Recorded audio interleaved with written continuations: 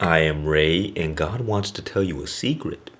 And that is, you only need one spiritual practice for the rest of your life. Can you believe it? I cannot believe it. What is this spiritual practice, you might ask? Can you guess? If you guess right, I'm going to give you a thumbs up. And if you guess wrong, I'm going to get out the swords. You will feel my wrath. Unconditional surrender. Now, what does this mean? Well, let's look at it this way. Imagine God down here, and there's layers, like onions and ogres, there's layers. And up here is the ego. Now, what is the ego, you might ask? The ego is our sense of separate self. You can call it the mini-me. Like this little individual human being going around doing stuff, eating bananas, and whatever else monkeys do. So here we are, living our life. Whether you're trying to be a spiritual person, whether you're just being an earthly person, whatever kind of person you are, you're still a person. You're still living from ego, right? It's just, as spiritual people, we get to feel like, oh, I'm superior to you because you're engaging on all of those temporary pleasures of the world. Worldly monkeys. Look at me, I got a nice spiritual hat. But what happens is that when we live from the ego state, we experience separation from God. Like, ask yourself this, when was the last time you seen God? We're going to put God's face on one of those milk cartons? Have you seen God lately?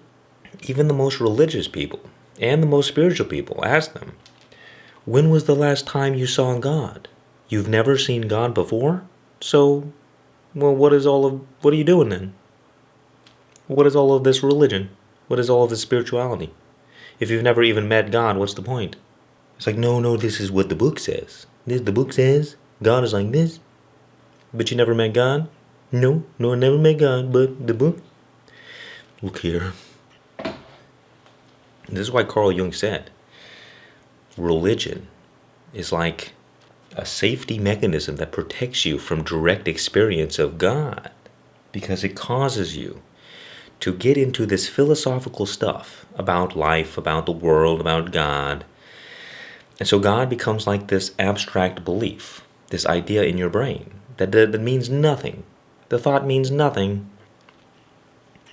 This is also why Osho said, the spiritual guy, you remember him? Osho said, there is no God. Why did he say this? Because the God that people believe is just a concept. It's just made up.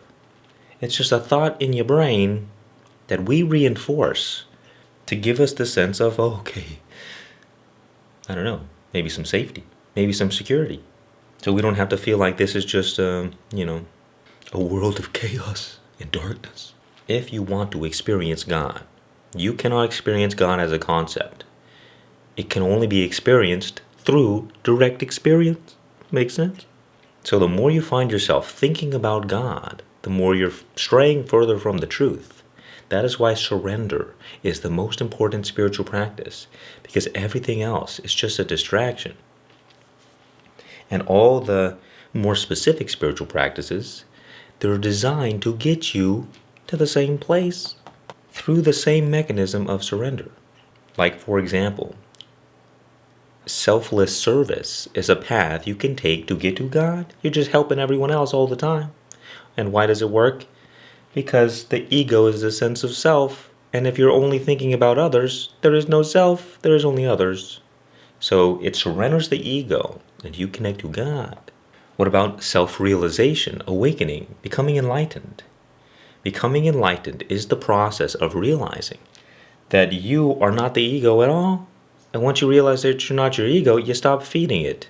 And it just falls away over time, dissolves back into nothingness, and you return to unity with God.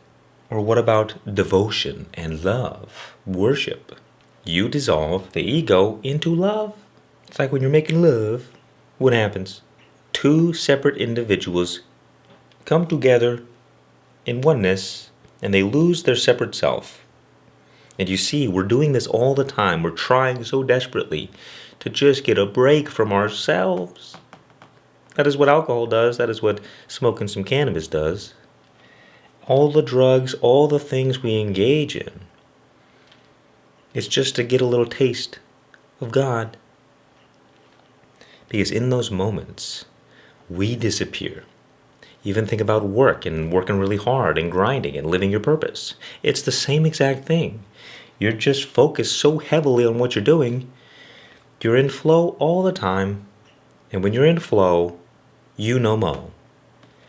You're in a state of no mind, in the present moment, fully surrendered to what is, fully engaged with what is in front of you. And you'll see those are the moments in your life that are the most important to you.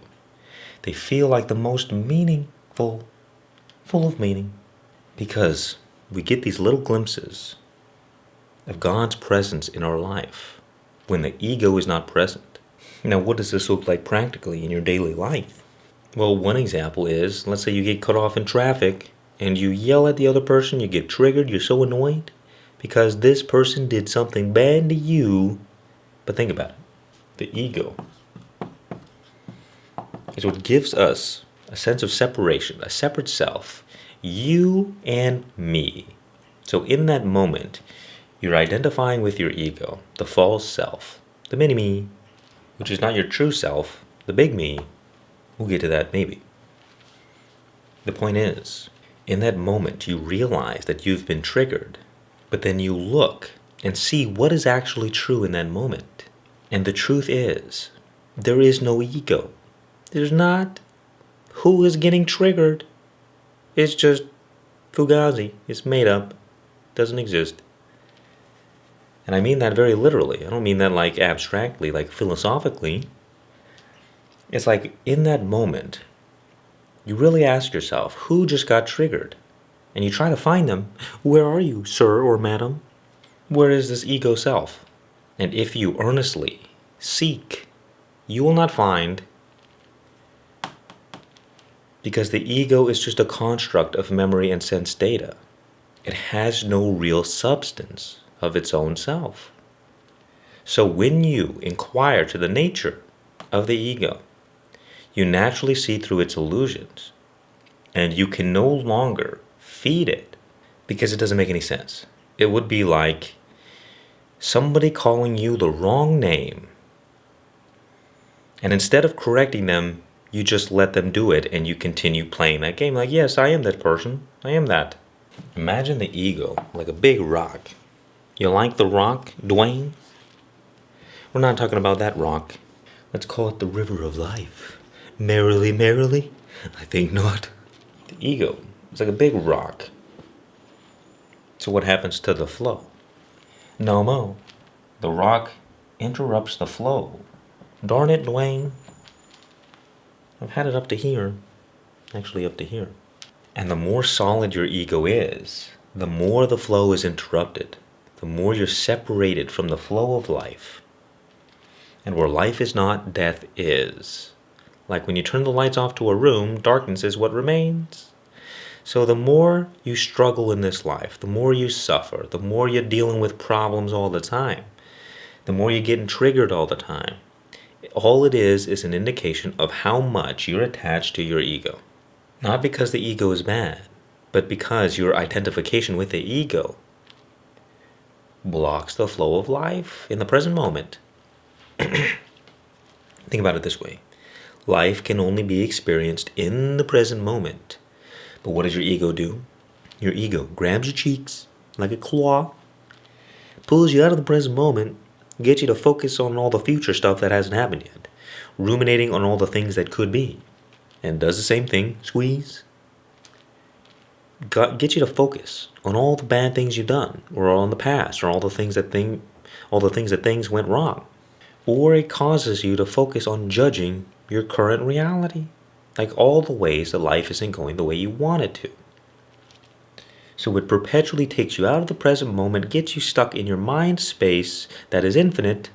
So most people are suffering with mental health issues, and they're going crazy because we've forgotten how to live. So we just exist artificially.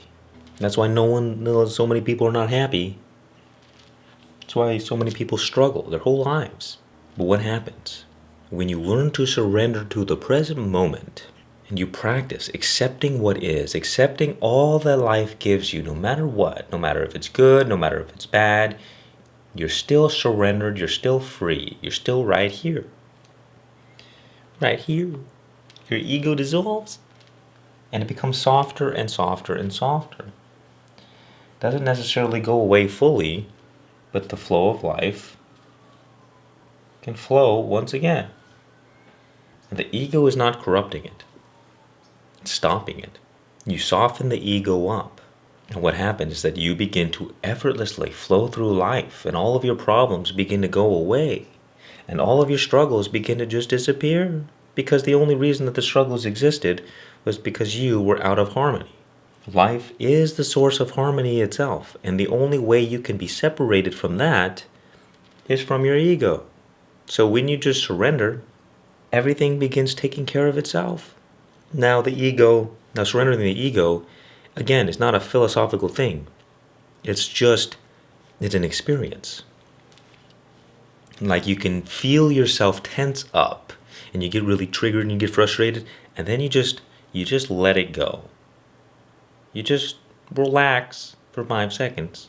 Try it like this, see? Squeeze your hand really like this, and then you let it go. And then squeeze it again really hard, and then let it go. That is what surrender is. It's the act of not holding on and grasping to life. For example, you're going through some tough times, and you'll see that every time you think about it and ruminate on it, you suffer, and you get really upset.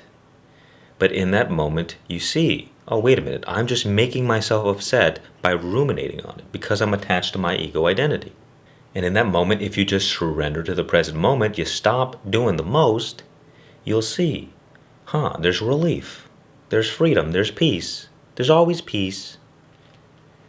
But we don't have access to it because we are so often getting pulled out of the present moment. Yet, the present moment is eternal. It's always available to you. There's never a moment in this life where you do not have 24/7 access to peace and freedom and relief. It's just that, first of all, we're not even aware that it exists. We're not even aware of the problem. And second, we don't know how to do it. Just remember that things are only heavy when you pick them up. So it doesn't matter what you're going through in this life. You don't have to grasp at it. You don't have to pick it up. You don't have to place that burden upon yourself. Because if you can surrender to life, accepting what is, and just being, whatever problems that arise will work themselves out because they were never designed to beat you up or hurt you or just cause meaningless suffering. Every single experience you go through in this life is designed specifically for your highest spiritual growth, but we, as the ego, resist it. We say, no, I don't want this. So we continue to burden ourselves with all of this nonsense, all of this psychological drama about what is happening, about what we want and what we don't want. And that further separates us from the flow. And so we go down, down, down, down, down until we're in hell, until we're fully aligned with death and not life. That is what hell is. It's the moment when you're furthest separated from life because you continually focus on negativity. You continuously focus on running away from the bad stuff and continuously grasping at all the good stuff. And it's all just there's no way you can win that game because life is infinitely changing. No matter what you want, it's going to go away. And no matter what is here that you don't want, it's going to go away. The only thing to do is to surrender. Everything else is literal madness. That doesn't mean you don't change and grow and evolve. It means you change and grow and evolve from a place of surrender, of relaxation, of just allowing life to be as it is, having faith and trust that everything is working out, and then taking action, and then walking the path. But if you try to walk the path with all of this psychological stuff going on, it's going to be roadblock after roadblock after roadblock, struggles. You might give up. Endless hardship. Because there's this continuously trying to flow upstream, swimming in the wrong direction. But think about what happens if you stop swimming and you just allow the flow to take you. You surrender to the flow, it's effortless. You're kind of just course correcting as you go along, but you're not so heavily trying to escape what is. The more you can learn how to unconditionally surrender, the more power you have over life. Ironically, and the more you try and control everything, the less power that you have. It's not so much about, oh, this is a better technique. It's just realizing that what most people do is just futile, it doesn't work. And one of the most difficult things that we get in trouble with is pride. It's like the whole ego thing, right? Look at me, I'm arrogant and prideful, I'm better than you. That's like the whole ego. Why is this a problem? Well, first of all, because humility is surrender. But when you're prideful, you say, I know what's best. But the fact is that life has been doing its job for billions of years, for all of eternity, and the ego has been alive for like however many years. Not that many. So what makes you think you as the ego can do a better job than life? And you hear people say this sometimes. God, you did such a bad job with this one. I would do better. You would not do better. No one would do better. It is not possible. Because no matter how great you are not greater than the ultimate. You are not greater than all that is. So there's this kind of assumption that, oh, wait a minute. If life is unfolding in this way, it must be happening for a reason. You hear people say that all the time. But you have to see that for yourself. You have to see that life is already taking care of you. That all you have to do is surrender, be like a little baby. You know nothing. You need to do nothing. Do you think a baby worries about bills? I gotta pay my bills, I don't know what I'm gonna do. I don't even have my license yet and I'm already paying taxes. A baby doesn't think anything. It's just there. It's just there. And yet its whole life is taken care of, ideally, if they have good parents. So when you poop your pants, just cry out to God, God, please change me. I'm tired of this. It's literally the secret. But what do people do with the big egos? With pride?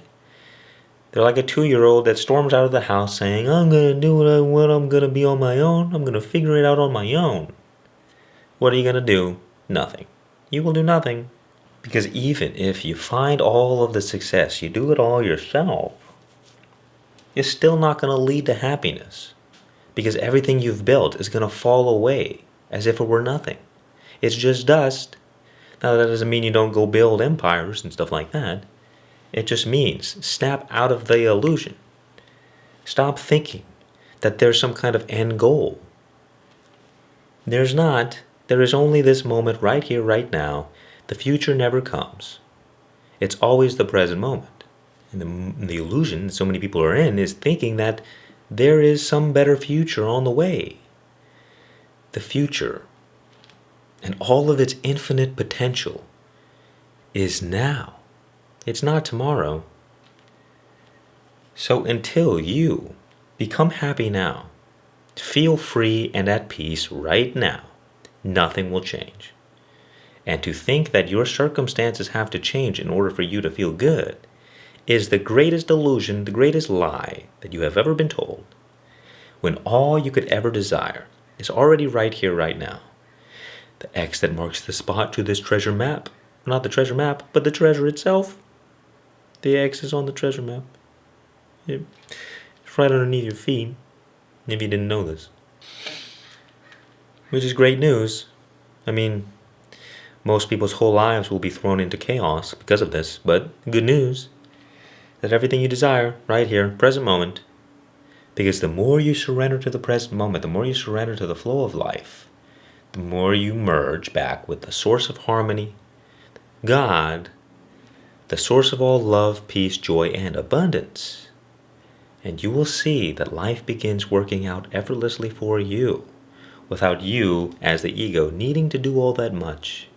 Now it's time to have fun, enjoy your life, play the game that God has created for you, and begin to dance with God, and stop taking it all so seriously. Because this whole thing was made for you.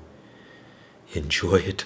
I am Ray. Deepen your spiritual journey in the Spiritual Rebels community, why don't you? Much peace and many blessings. And remember, Just me. You like the new bee? His name is Jolly. Jolly Bee. Say hello, everyone. No, not so close. You're gonna make them uncomfortable. Okay, goodbye.